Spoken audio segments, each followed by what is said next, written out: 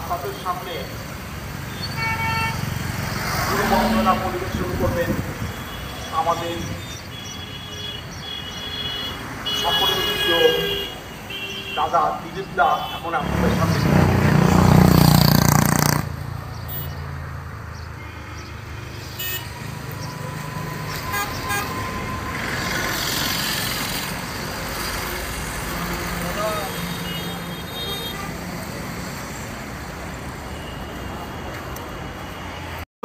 নিতাই গৌর প্রেমানন্দে হরি হরি বল, হরি হরি।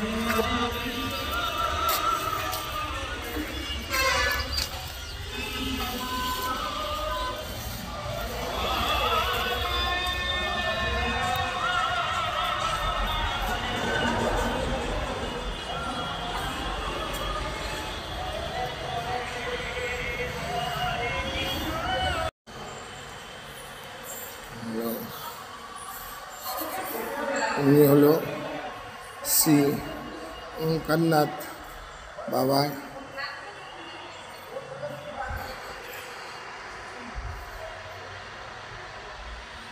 আজকে শ্রী বাবা ওঙ্কারনাথের 134তম জন্মদিবস। সেই উপলক্ষে মঠে ভোগ আরতি হচ্ছে। আমরা এসেছি ডানলপের অন্তর্গত মহামিলন মঠে ঠাকুরের আরাধনা চলছে, সকাল থেকে কীর্তন পরিষেবা চলছে। আমি এক মহাজের কাছে এসেছি, যিনি পুজো করছেন, তারই কিছু অংশ আমরা নিলাম।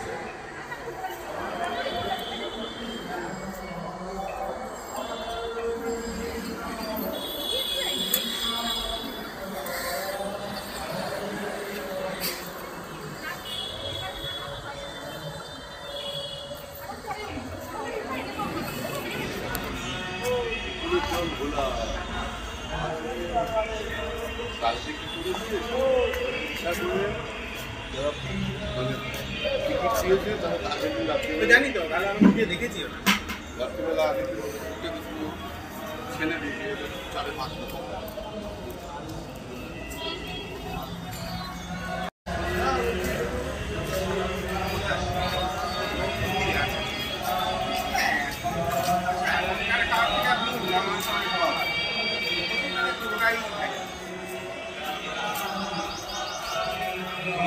বেশি করার জন্য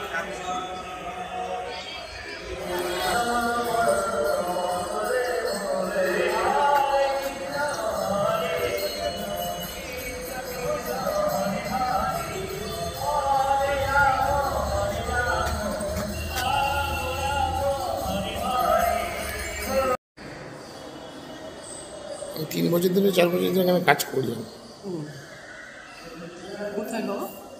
মঠের কাজ করি।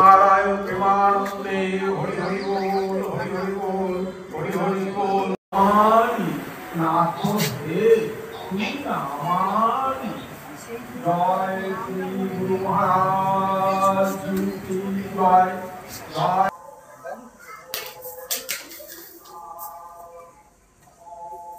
দিও না সাথে কখনো খেলা না সবাই এই এতে দিই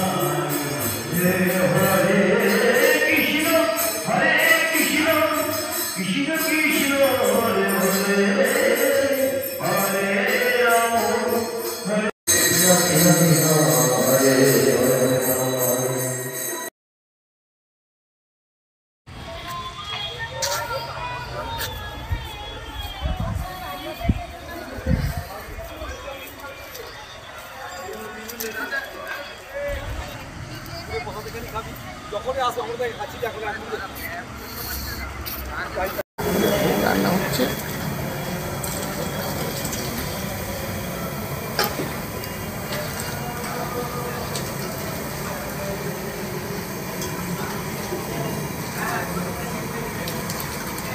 আমরা চলে এসেছি ডানলপের ওঙ্কারনাথ মিশনে। আজ ওঙ্কার পঞ্চমী। গত 3 দিন ধরে 15, 16 এবং 17, আজকে 17 তারিখ মঠে বিভিন্ন অনুষ্ঠান হচ্ছে। আজ ওঙ্কারনাথের 134তম জন্মদিবস ও আবির্ভাব দিবস। আমরা পেয়ে গেছি মঠের অধ্যক্ষ এবং মহারাজ বিট্টল মহারাজ কাছে। তার জানার কাছ দিয়ে শুনে নেব যে মঠের সম্বন্ধে। আজ থেকে 134 বছর ঠাকুররা দেহ চলে যায়, কিন্তু ঠাকুর থেকে যায়। ঠাকুররা কোনোদিন হয় না। 34 বছর আগে আবির্ভাব জন্ম হয়েছিল। আজকে 134 বছর পরেও ঠাকুরকে সবাই মনে রেখেছে। মহারাজ, ঠাকুরের যদি কিছু স্মৃতিচারণের কথা বলে। প্রথম কথা হচ্ছে, এই যে ঠাকুর সাধারণ ঠাকুর নয়, ঈশ্বর পুরুষ। যেমন রামকৃষ্ণদেব, ঠিক যেমন মহাপুরুষ এদের সঙ্গে তুলনা করা যায়, এরা সব মহাপুরুষ নয়, এরা অবতার পুরুষ। এইটা বিরাট পার্থক্য। যুগে যুগে আসে, যুগে যুগে যুগে যুগে আসেন এবং জগৎ কল্যাণের জন্য আসেন। যে সময় জগৎ কল্যাণে যা প্রয়োজন হয়, যেটা করার প্রয়োজন হয়, এদের যুগ প্রবর্তক বলে, যুগত্রাতা বলে। সেই যুগকে ঠিক জায়গায় নিয়ে আসবার জন্যে এদের আবির্ভাব হয়। ঠাকুরের ক্ষেত্রেও তাই হয়েছে। ঠাকুরের সময় আধ্যাত্মিকতার মধ্যে যে মালিন্য আসে, সেই সময় ঠাকুর এসে ভারতের ধর্মকে সুস্থির করেন। যেমন আহার বিষয়ে তেমন কোনো নিবন্ধ তেমন ছিল না, অনেক মহাপুরুষও বলেননি। ঠাকুর সেটা বলেছেন যে আহার শুদ্ধ সত্যশুদ্ধি, সত্যশুদ্ধ ধুবাস্মৃতি। আহার যদি শুদ্ধ হয় তবে প্রাণ শুদ্ধ হয়। আহার শুদ্ধ হলেই প্রাণ মন শুদ্ধ হয়। প্রাণ মন শুদ্ধ হলেই ঈশ্বরের ধ্রুবা স্মৃতি চায়, অখণ্ড স্মৃতি, যে আমাদের থাকে না, আমরা ভুলে যাই ঠাকুরকে, ঈশ্বরকে, অধ্যাত্ম পদকে। এইটা কেবলমাত্র আমরা যদি আহারটা ঠিকভাবে শুদ্ধ রাখতে পারি, তার দ্বারাই অনেকটাই আমরা এগিয়ে যাই। তাই ঠাকুর সেটা জোর দিয়েছিলেন আর কি। আমার একটা ছোটবেলার স্মৃতিচারণের কথা মনে পড়ছে। বলো। তখনকার দিনে পূর্ব বাংলা ছিল। ঠাকুরের জন্মস্থানটা কোথায় যদি আমি একটু জানতে পারতাম, আমি তো জানি না সেটা। ঠাকুর খাস পশ্চিমবঙ্গের লোক, হুগলি, আচ্ছা, হুগলি জেলা। ত্রিবেদীর কাছে ঠাকুর বাড়ি। জন্ম আর একটু কাছেই কেওটা বলে জায়গা আছে, ওই এর কাছাকাছি ব্যান্ডেলের কাছে। তা ঠাকুর যে প্রদক্ষিণ করে করে সারা পৃথিবীতে প্রদক্ষিণ করে ঠাকুর ওঙ্কারনাথ মিশন, ওঙ্কারনাথ মানে নাথ, হ্যাঁ, সবার সেবা করেছেন। এই ব্যাপারটা নিয়ে ঠাকুর যে প্রচুর দীক্ষা দিয়ে প্রচুর মানুষকে আলোকিত অনেক ঘটনা আচ্ছা আছে। বলছি, ভালো প্রশ্নই করেছো। এর উত্তর হচ্ছে, যেমন সবার সমস্ত নদ নদী গিয়ে সমুদ্রে পড়ে আর তার গতি নেই, সব সমুদ্রে গিয়ে পড়বেই, তেমনি সমস্ত মন্ত্র গিয়ে ওঙ্কারে পড়ে। এটা ঠাকুরের বিরাট থিওরি এবং প্র্যাকটিস দেখিয়ে দিয়েছেন। ওঙ্কার জপ করতে করতে, অন্য জপ করতে করতে শেষে ওঙ্কার এসে যাবে, অন্য মন্ত্র থাকবে না। তাকে বলে মন্ত্র লয়। রাম রাম করো, কৃষ্ণ কৃষ্ণ করো, কালী কালী করো, দুর্গা দুর্গা করো, ওই মন্ত্র আর থাকবে না। ওই মন্ত্র এসে যাবে ওম ওম ওম ওম। এটা আগে বললাম থিওরিতে দেখিয়েছেন, প্র্যাকটিসে দেখিয়েছেন। অনেক বড় বড় সাধু মহাত্মা বা ঠাকুরেতে যারা এসেছেন, উচ্চ স্তরের যারা এগিয়েছেন, তারা এটা পেয়েছেন। তাদের বলা হচ্ছে মন্ত্র লয় অবস্থা। তাদের মন্ত্র আর থাকে না, ওঙ্কার এসে যায়। রাম রাম কৃষ্ণ কৃষ্ণ কালী কালী থাকবে না, করতে গেলেই ওম ওম ওম ওম। এইটা ঠাকুরের বিরাট অবদান। একে বলে মন্ত্র লয় অবস্থা, এবং সাধনার উচ্চ অবস্থাতেই এটা হয়, সবার হয় না। এই যে আজকে ডানলপে এটা ঠাকুরের প্রধান কার্যালয়, এরকম পশ্চিমবঙ্গের ঠাকুরের আমি প্রিয়নাথদার কাছে শুনেছিলাম 100-র ওপরে আপনাদের মন্দির আছে। হ্যাঁ, গোটা ভারতে আছে, পশ্চিমবঙ্গে ওটা বলা যাবে না, অনেকটাই আছে, কিন্তু গোটা ভারতে 100-র উপরই হবে, এটা বলা যেতে পারে জোর করি। হিমালয় থেকে কন্যাকুমারী, জগন্নাথপুরী থেকে দ্বারকাপুরী, সব জায়গায় বিস্তার। বিরাজমান ঠাকুর। যেমন ঠাকুরের ছোটবেলায় যে অলৌকিক দু একটা যে ঘটনা, যে ঠাকুর এখানে এক ভদ্রলোকের সঙ্গে আজকে আলাপ হলো, তার সঙ্গে আমি হলো সে বনগায় ঠাকুর একবার তিনি আমার সঙ্গে স্মৃতিচারণ করতে করতে কেঁদেই দিলেন যে রাত্রি হয়ে গেছে। বনগায় ঠাকুর ছোটবেলায় 8 বছর বয়স, ওনার 60 কাছাকাছি বয়স, আজকেই আলাপ হলো। ঠাকুরের একটা অলৌকিক ঘটনা বললো যে একটা রাত হয়ে গেছে, সেখানে তোরা যাবেন। এক দোকানদার বলছে আমি আপনাকে নিয়ে যাচ্ছি ঠাকুরের কাছে, দেখুন ঠাকুরের লীলা কেমন। সেখানে তাকে মিলিয়ে দিল ঠাকুর তার সঙ্গে। এটাই একটা দেখলাম অলৌকিক ঘটনা। আপনার যদি কিছু স্মৃতিচারণ থাকে, আপনি তো খুব সংস্পর্শে। আমার কি বলবো, আমার সব জীবনটাই ঠাকুরের লীলা। ঠাকুরের কৃপাতেই পড়াশোনা নিয়ে গিয়েছিলাম। ঠাকুর বলেছিলেন, তুমি প্রতিদিন ভালো করে জপ করো, গায়ত্রী করো, তুমি পরীক্ষায় ফার্স্ট হবে।